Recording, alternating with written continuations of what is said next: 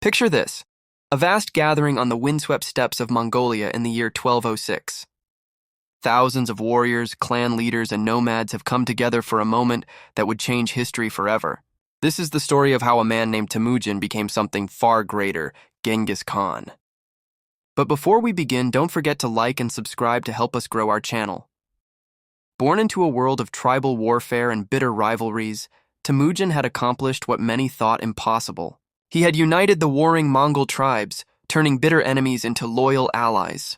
Through a combination of military genius, political savvy, and an unprecedented talent for leadership, he had done what his ancestors could only dream of. But what exactly happened on that fateful day?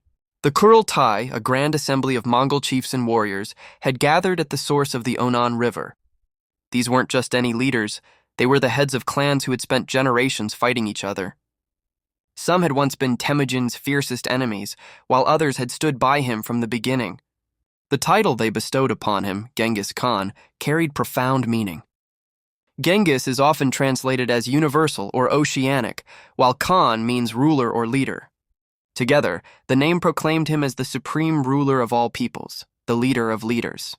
This wasn't just another political title, it was a divine mandate, a recognition that Temujin was chosen by the eternal blue sky, Tengri, to rule all peoples. The proclamation came from the assembled nobility, the tribal chiefs, and religious leaders. But what made this moment truly remarkable was that it wasn't just a handful of supporters declaring their loyalty. This was a unified voice of the steppes, representing tribes that had never before acknowledged a single leader. Think about the magnitude of this moment. In a culture where blood feuds could last generations, where tribal loyalties were everything, these proud leaders knelt before Temujin.